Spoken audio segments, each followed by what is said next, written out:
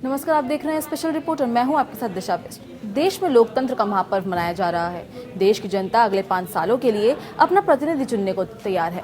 सत्ता के लिए 11 अप्रैल से चुनावी जंग शुरू हो चुकी है और 19 मई तक 7 चरणों में चुनाव होंगे। 23 मई को नतीजों का ऐलान होगा। ऐसे में लोकसभा चुनाव के लिए सभी राजनीतिक दल अपनी अपनी बिसात बिछाकर जनता को लुभाने की कोशिश में जुटे हैं। एक बार फिर से जनता को अच्छे दिन के सपने दिखाए जा रहे हैं। सत्ता पक्ष से लेकर विपक्ष तक हर कोई सत्ता में आने पर जनता के लिए वो करने का दावा कर रहा है जो पिछले करीब 70 सालों में नहीं हो सका। जनता हैरान परेशान है कि आखिर किसके वादे और दावों पर भरोसा करे। इसी माहौल में हम देश भर में घूमकर जनता का मूड जानने की कोशिश कर रहे हैं। सभी लोकसभा क्षेत्रों में जनता की बुनियादी समस्या क्या है और आखिर जनता इस बार किस मुद्दे पर अपना सांसद चुनेगी, ये जानने की हम कोशिश कर रहे हैं। इसी कड़ी में आज हम आपको 12 मई को छठे चरण में होने वाले पूर्वी दिल्ली और उत्तर पूर्वी दिल्ली संसदीय क्षेत्र में ले चलेंगे और जानेंगे कि यहाँ की जनता ने अपने सांसद को चुनने के लिए क्या पैमाना तय किया है और वो कौन से मुद्दे हैं जिस पर यहाँ की जनता वोट करेगी।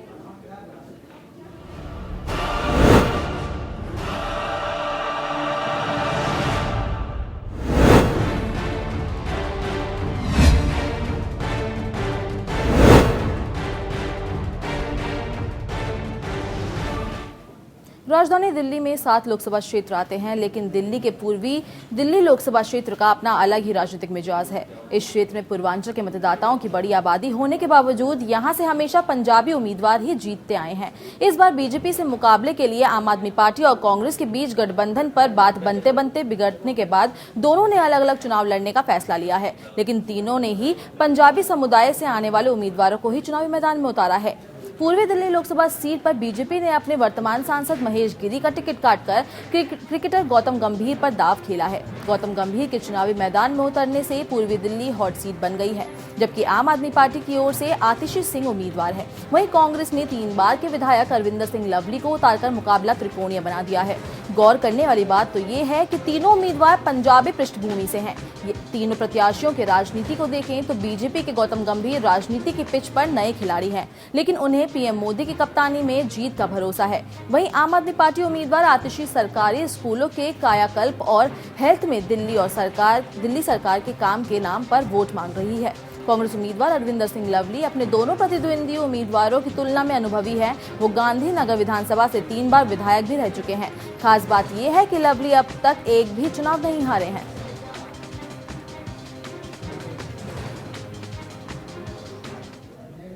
पूर्वी दिल्ली में बीजेपी, कांग्रेस और आम आदमी पार्टी के बीच कांटे की टक्कर है। कांग्रेस ने अपने पुराने दिग्गज को चुनावी मैदान में उतारा है, तो आम आदमी पार्टी ने एक ऐसी महिला उम्मीदवार को चुनावी मैदान में उतारा है जिसकी छवि एक संघर्षशील महिला के तौर पर है। इन दोनों से ही टक्कर लेने के लिए बीजेपी ने इस बार अपने वर्तमान सांसद को टिकट नहीं देकर सेलिब्रिटी कार्ड खेला है। अब देखना यह है कि राजनीति के तमाम रंगों में रंगी पूर्वी दिल्ली किससे अपना सांसद चुनती है।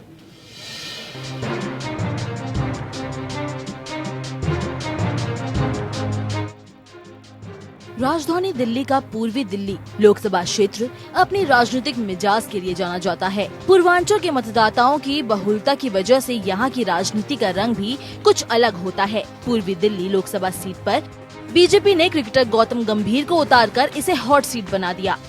आम आदमी पार्टी ने आतिशी सिंह को उम्मीदवार बनाया है। वहीं कांग्रेस ने 3 बार के विधायक अरविंदर सिंह लवली को उतारकर मुकाबला त्रिकोणीय बना दिया। तीनों उम्मीदवार पंजाबी पृष्ठभूमि से हैं। तीनों प्रत्याशियों के राजनीति को देखें तो बीजेपी के गौतम गंभीर राजनीति की पिच पर नए खिलाड़ी हैं, लेकिन उन्हें पीएम मोदी की कप्तानी में जीत का भरोसा है। वहीं आम आदमी पार्टी उम्मीदवार आतिशी सरकारी स्कूलों के कार्यकल्प और हेल्थ में दिल्ली सरकार के काम के नाम पर वोट मांग रही है। कांग्रेस उम्मीदवार अरविंदर सिंह लवली अपने दोनों प्रतिद्वंदी उम्मीदवारों की तुलना में अनुभवी हैं। वो गांधीनगर विधानसभा से 3 बार विधायक रह चुके हैं। खास बात तो ये है कि लवली अब तक एक भी बार चुनाव नहीं हारे हैं। पूर्वी दिल्ली संसदीय सीट में कुल 11 विधानसभा क्षेत्र हैं, जिसमें जंगपुरा, ओखला, त्रिलोकपुरी, कोंडली, पटपड़गंज, लक्ष्मी नगर, विश्वास नगर, कृष्णा नगर, गांधीनगर और शादरा विधानसभा क्षेत्र शामिल हैं। पूर्वी दिल्ली संसदीय क्षेत्र की 10 विधानसभा सीटों में 9 पर आम आदमी पार्टी और 1 पर बीजेपी के विधायक हैं। इनमें से गांधीनगर के आप विधायक अनिल वाजपेयी ने बीजेपी ज्वाइन कर ली है। पूर्वी दिल्ली सीट पर करीब 16% मुस्लिम, 14% पंजाबी, 5% सिख, 15% अनुसूचित जाति, 20% ब्राह्मण और पूर्वांचली, 10% वैश्य और 20% ओबीसी हैं। पूर्वी दिल्ली लोकसभा क्षेत्र के चुनावी अखाड़े में उतरे सभी दावेदारों की किस्मत का फैसला यहाँ के 20,39,220 मतदाता करेंगे, जिनमें पुरुष मतदाताओं की संख्या 11,28,885 है, जबकि महिला मतदाताओं की आबादी 9,09,306 है। 2019 में पूर्वी दिल्ली लोकसभा क्षेत्र में त्रिकोणीय मुकाबला है, तो 2014 के लोकसभा चुनाव में भी यहाँ त्रिकोणीय मुकाबला देखने को मिला था, जिसमें बीजेपी के महेश गिरी ने जीत दर्ज की थी। इस चुनाव में महेश गिरी को 5,72,292 वोट मिले, जबकि उनके निकटतम प्रतिद्वंदी आम आदमी पार्टी के राजमोहन गांधी 3,81,739 वोट के साथ दूसरे स्थान पर रहे। ये मोदी लहर का ही कमाल था कि पूर्वी दिल्ली में 2 बार सांसद रहे कांग्रेस के संदीप दीक्षित महज 2,03,240 वोट लाकर तीसरे नंबर पर खिसक गए थे। Bureau report. पूर्वी दिल्ली का गांधीनगर कपड़ों के होलसेल मार्केट के लिए जाना जाता है। गांधीनगर विधानसभा से कांग्रेस प्रत्याशी अरविंदर सिंह लवली 3 बार विधायक रह चुके हैं। ऐसे में उन्हें इस विधानसभा क्षेत्र से बड़ी उम्मीदें हैं, लेकिन लोकसभा चुनाव के वक्त यहाँ की जनता किस मुद्दे पर वोट करेगी ये जानना महत्वपूर्ण हो जाता है। तो आइए चलते हैं गांधीनगर और जानते हैं कि यहाँ की जनता किस मुद्दे पर वोट करेगी। दिल्ली में 7 लोकसभा सीट हैं। 12 मई को दिल्ली में चुनाव होने हैं, लेकिन इस बार पूर्वी दिल्ली में दिलचस्प लड़ाई हो गई है, क्योंकि भारतीय जनता पार्टी की ओर से सिटिंग एमपी महेश गिरी का टिकट काटकर यहां से क्रिकेटर गौतम गंभीर को प्रत्याशी बनाया गया है। कांग्रेस की ओर से यहां पे अरविंदर सिंह लवली मैदान में है और आम आदमी पार्टी से आतिशी मरलेना। लेकिन पूर्वी दिल्ली में चूंकि गांधीनगर और तमाम ऐसी जगह हैं जो बिजनेस हब माने जाते हैं, इस वक्त मैं पूर्वी दिल्ली के ऐसे ही एशिया के सबसे बड़े मार्केट कहे जाने वाले गांधीनगर इलाके में हूं। और ये जो तमाम लोग हैं, ये कारोबारी भी हैं अलग अलग क्षेत्र के। सीधे इनसे बात करेंगे और जानेंगे कि 12 मई को जब ये वोट करने जाएंगे तो इनके मन में क्या मुद्दा रहेगा और वो किस मुद्दे पर वोट करने जा रहे हैं। सर, 12 मई को वोटिंग है, चुनाव प्रचार दिल्ली में चरम पर है, सभी पार्टियां आप लोगों को लुभाने में जुटी हुई हैं। क्या मुद्दे हैं जिन मुद्दे पर 12 मई को आप वोट करेंगे? पहला मुद्दा तो देश की सुरक्षा को लेकर है। हमारे प्रधानमंत्री मोदी ने जो देश की सुरक्षा मजबूत करी है, अभी पुलवामा में जो हमला हुआ उसका मुंह तोड़ जवाब दिया और पाकिस्तान को अंदर घुस के सर्जिकल स्ट्राइक करी। इस मुद्दे पे ज्यादातर लोग मोदी जी के साथ हैं। पूर्वी दिल्ली की बात करें, बड़ा रोचक लड़ाई इस बार हो गई है। महेश गिरी का टिकट काट दिया गया। क्रिकेटर गौतम गंभीर यहां से बीजेपी के प्रत्याशी हैं, कांग्रेस की ओर से अरविंदर सिंह लवली, आतिशी मरलेना, सभी अपने अपने मुद्दे बता रहे हैं। लेकिन पूर्वी दिल्ली की बात करें, गांधीनगर की बात करें, एशिया का सबसे बड़ा मार्केट है, यहाँ क्या मुद्दे हैं? गांधीनगर पूरे एशिया की बहुत बड़ी रेडीमेड मार्केट है और कपड़े की मार्केट हमारी शांति मोहल्ले की है। यहाँ पर मुद्दा ये है कि सीलिंग का मुद्दा बहुत बड़ा मुद्दा है। दुकानदारों में फैक्ट्रियाँ हैं, यहाँ पर हमारे होम अप्लायंस मतलब गारमेंट की फैक्ट्री है जो पॉल्यूशन में नहीं आती, लेकिन जो मॉनिटरिंग कमेटी है वो जबरदस्ती सीलिंग की डर फैला के दहशत दुकानदारों में, फैक्ट्री वालों में दहशत फैला रही है। यहाँ पर सेफ्टी को लेकर के जो सुरक्षा, व्यापारी भाई हमारे पूरे हिंदुस्तान से यहाँ पर माल परचेज करने आते हैं, उनकी सेफ्टी की दिक्कत है। यही जो आम मुद्दे हैं वो तो यही हैं। और अगर हम अपने व्यापारी दृष्टि से देखते हैं तो सीलिंग मुद्दा है, हमें अपने यहाँ की जो एंक्रोचमेंट है वो मुद्दा है। यहाँ पर व्यापारियों को जो सुविधाएं मिलनी चाहिए वो नहीं है। तो हम जो वोट करेंगे, जो प्रॉपर जो नज़रिया है हमारा, कोई भी पार्टी है, आप पार्टी है, कांग्रेस है या बीजेपी है, अभी तक हमें महेश गिरी जी हमारे सांसद रहे हैं, उन्होंने एरिया में आकर हमसे हमारी समस्याओं के बारे में भी पूछा है और टाइम पर उनका समाधान भी किया है। तो जो भी सांसद हमारी समस्या का समाधान करेगा हम उसी को वोट करेंगे। चलिए, जो समस्या का समाधान करेगा उसको वोट। सर, क्या आपके हिसाब से क्या मुद्दा है इस बार? मेरे हिसाब से सिक्योरिटी बहुत बड़ा मुद्दा है। यहाँ पे इतने व्यापारी पैसे भी लेकर आते हैं और सब कुछ। जब सीसीटीवी लगने थे हमारी मार्केट में, आज तक तो इसने नहीं लगाए केजरीवाल ने या किसी ने भी। तो हम तो चाहेंगे सिक्योरिटी, क्योंकि व्यापारियों के पास पैसा भी होता है, यहाँ पे दिन में भी और रात को भी चोरियां होती हैं। सब जो भी पार्टी हमको सिक्योरिटी देगी, सेफ्टी देगी, हम उसको वोट करेंगे। जो सर ने बताया वही मुद्दा है, सफाई का, सुरक्षा का और पार्किंग का। मार्केट, सफाई, सुरक्षा और पार्किंग, ये बड़े मुद्दे हैं। आपकी नजर में सबसे बड़ा मुद्दा क्या है पूर्वी दिल्ली में? सबसे बड़ा मुद्दा है मार्केटों का डेवलपमेंट नहीं हो पा रहा है। जब हमने कन्वर्जन चार्ज लगा था 2007-8 में कन्वर्जन चार्ज आया था, तो कन्वर्जन चार्ज इस नाम पे लिया गया था कि मार्केटों का डेवलपमेंट किया जाएगा। उस कन्वर्जन चार्ज को हमारे लिए कोई इस्तेमाल नहीं किया जा रहा है। सारा एमसीडी, उसको दिल्ली सरकार पैसा देती नहीं, एमसीडी सारा उसे तनख्वाह में दे देती है। आज मार्केटों में इतनी गंदगी है, खुले तार पड़े हुए हैं, कभी भी कोई हादसा हो जाता है, सफाई नहीं है, सुरक्षा नहीं है। तो सबसे बड़ा मुद्दा डेवलपमेंट का है, क्योंकि ये एशिया की सबसे बड़ी मार्केट है। यहाँ एक्सपोर्टर भी आते हैं और बाहर से भी लोग आते हैं, तो सबसे बड़ी दिक्कत यही है।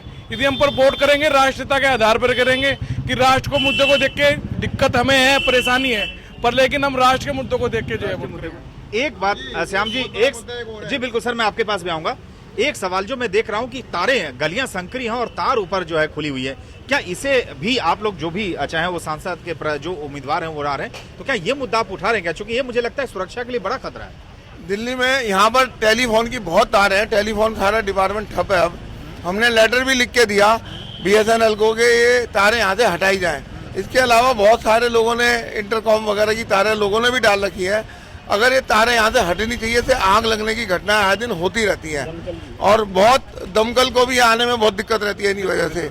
और इतनी तारों का जाल है, मक्कर जाल की तरह फैला हुआ है। गवर्नमेंट की तरफ से, दिल्ली सरकार की तरफ से इस पर कोई ध्यान नहीं दिया जा रहा। तो ये एक बड़ा मुद्दा है कि ये इन तारों को यहाँ से हटाया जाए। बेसिक इंफ्रास्ट्रक्चर तो है ही, और अगर हम पूरा नजरिया देखते हैं, आज हमारे सामने 3 ऑप्शन है दिल्ली वालों के लिए, आप पार्टी, कांग्रेस पार्टी और बीजेपी। तीनों को हम कंपैरिजन करके अगर निचोड़ निकालते हैं तो केवल और केवल मोदी सरकार, बीजेपी, मोदी मोदी मोदी। तो बिल्कुल आपने देखा कि लोगों में जुनून भी है, लेकिन अगर हम गांधीनगर की बात करें, एशिया का सबसे बड़ा मार्केट होने के बावजूद जो तमाम कारोबारी हैं उनका साफ तौर से कहना है कि सीलिंग्स की वजह से कारोबारी परेशान है। सुरक्षा, CCTV कैमरे, साफ सफाई, ये तमाम ऐसे मुद्दे हैं जो पूर्वी दिल्ली का, खासकर जो ये गांधीनगर और आसपास का इलाका जो बिजनेस हब माना जाता है, उन इलाकों में ये मुद्दे हैं। और व्यापारियों का साफ तौर से कहना है, या फिर यहाँ के जो लोग हैं उनका साफ तौर से कहना है कि 12 मई को जब वो मतदान के लिए जाएंगे तो ये तमाम ऐसे मुद्दे हैं जिन मुद्दों के आधार पर वो वोट करेंगे। कैमरामैन गणेश के साथ सुमंत कुमार, APN दिल्ली। 2019 के चुनाव के लिए पूर्वी दिल्ली में सियासी पारा चरम पर है। सभी दल अपने अपने पक्ष में जीत का दावा कर रहे हैं, लेकिन जनता के मन में क्या है इसे टटोलना आसान नहीं। यहाँ की जनता का वोटिंग ट्रेंड क्या रहा है, ये जानने के लिए देखते हैं यहाँ का सियासी इतिहास कैसा रहा।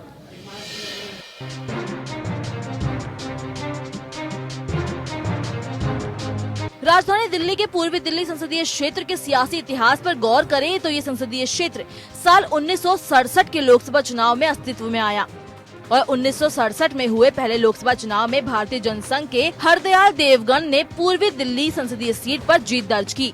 1971 के लोकसभा चुनाव में ये सीट कांग्रेस के HKL भगत के पास चली गई, लेकिन 1977 के चुनाव में पूर्वी दिल्ली का सियासी परिदृश्य बदल गया और कांग्रेस विरोधी लहर में जनता पार्टी के किशोरी लाल यहाँ से सांसद बन गए।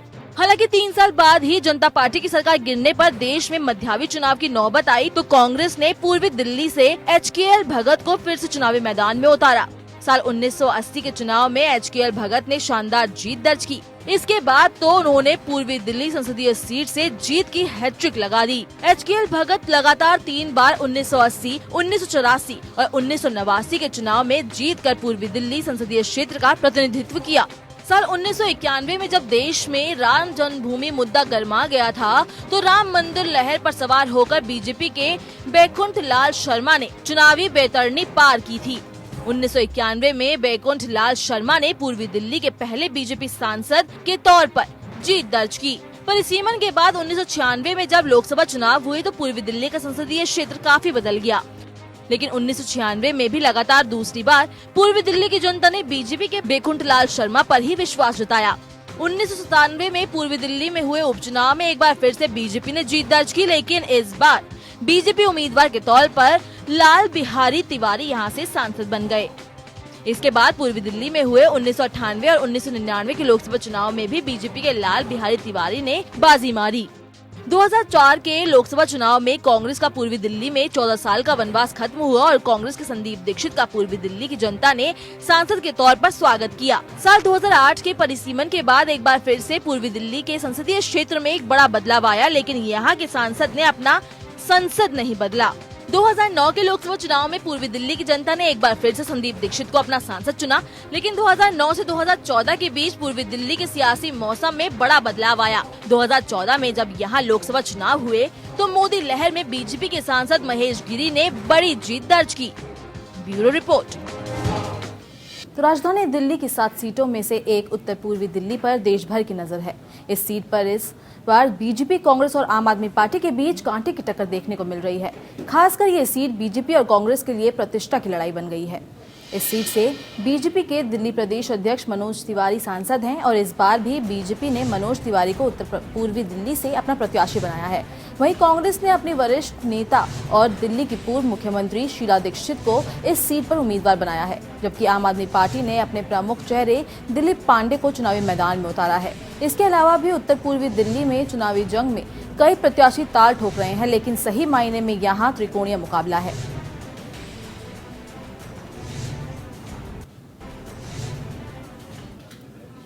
राजधानी दिल्ली में पूर्वांचल के गढ़ उत्तर पूर्वी दिल्ली में दिग्गजों के बीच मुकाबला है। इस तरफ पूर्वांचल के लोकप्रिय नेता और बीजेपी दिल्ली प्रदेश अध्यक्ष मनोज तिवारी हैं, तो दूसरी ओर दिल्ली की सबसे लोकप्रिय मुख्यमंत्री रही कांग्रेस की शीला दीक्षित है। इन दोनों के बीच आम आदमी पार्टी ने दिलीप पांडे को उतारकर लोकसभा की लड़ाई को और भी दिलचस्प बना दिया है।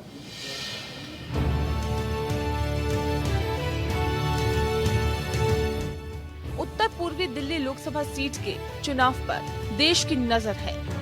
एशिया के सबसे घनी आबादी वाले इस लोकसभा क्षेत्र को प्रवासियों का गढ़ कहा जाता है। इन प्रवासियों में सबसे ज्यादा पूर्वांचल के लोगों की आबादी है और पूर्वांचल के वोट बैंक से ही यहाँ सांसद का फैसला होता आया है।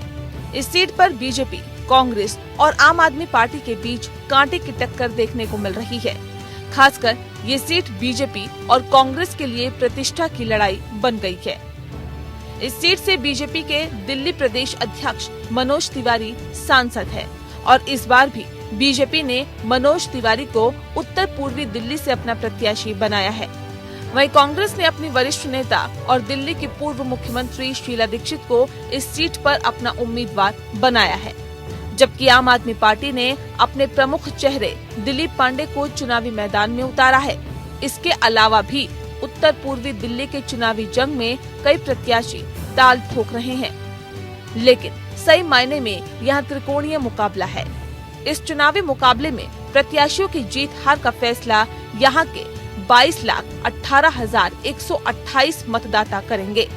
इन मतदाताओं में पुरुष मतदाताओं की तादाद 12,16,799 है और महिला वोटरों की आबादी 10,01,249 है।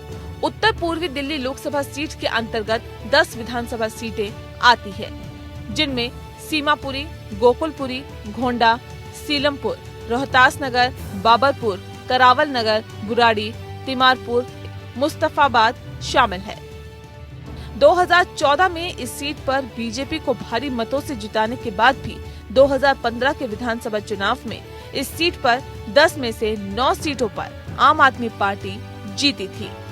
उत्तर पूर्वी दिल्ली संसदीय क्षेत्र का दिलचस्प पहलू ये है कि इस सीट में दूसरे राज्यों से आए प्रवासियों की संख्या यहाँ के मूल निवासियों से भी ज्यादा है और उत्तर पूर्वी दिल्ली संसदीय सीट पर अलग अलग इलाकों में जातीय समीकरण भी अलग अलग है।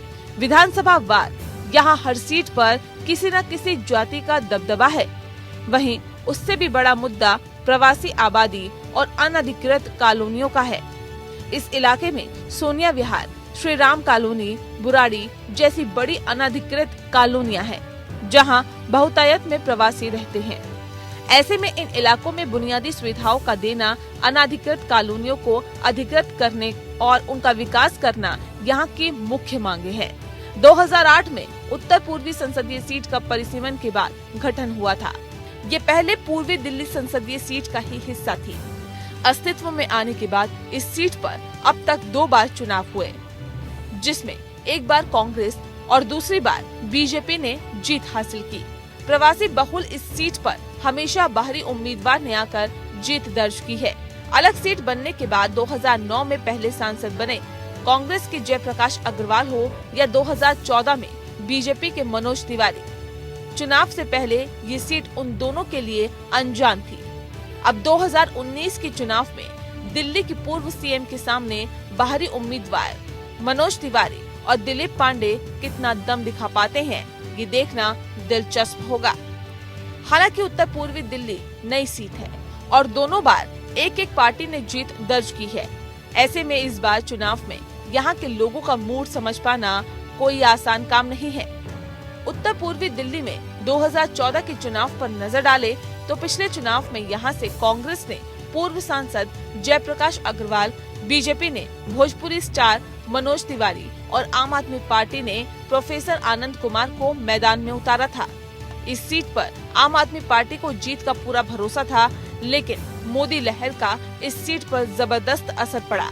यही वजह रही कि बीजेपी के मनोज तिवारी ने करीब 1.5 लाख वोटों से जीत दर्ज की थी।